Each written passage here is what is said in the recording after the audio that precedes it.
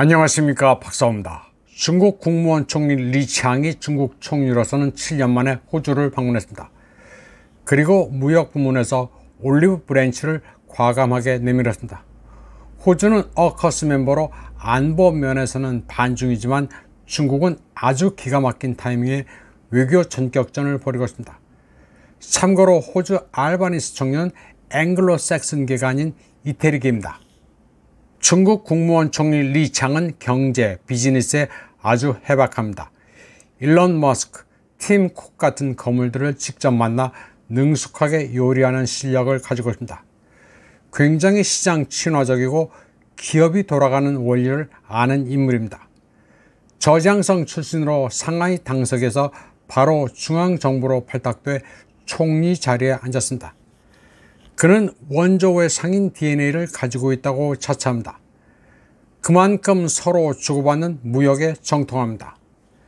저는 시진핑 사람 가운데 리창을 가장 높게 평가합니다.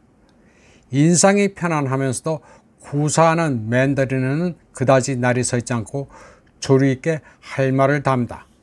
상인과 외교관의 덕목을 갖췄습니다.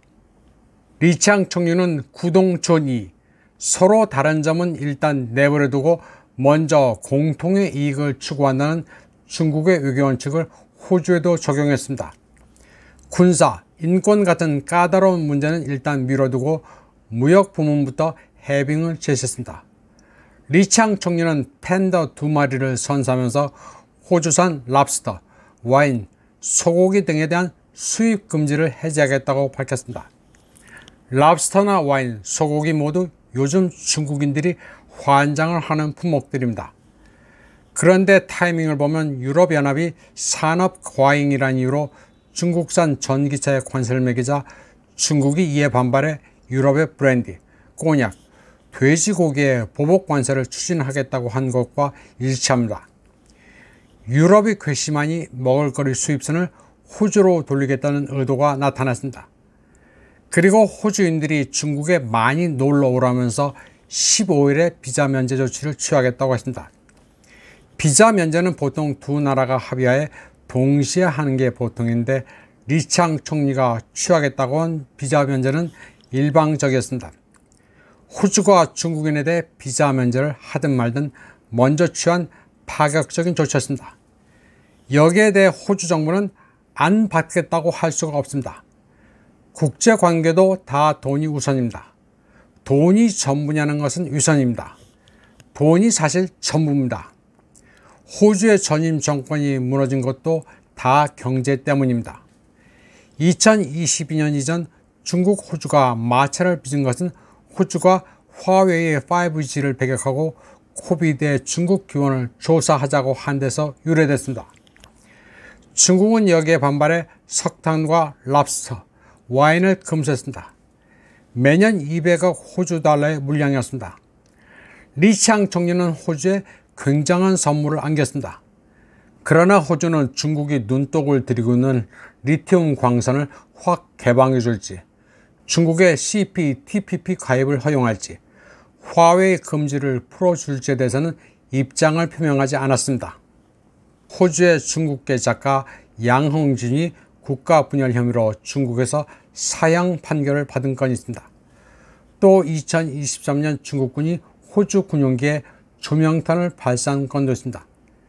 그리고 어커스 회원국인 호주가 미국 주도의 인도태평양 전략에 얽혀있다는 점도 있습니다. 양국 간 껄끄러운 이슈들인데 리창 총리는 길게 내다보고 있습니다.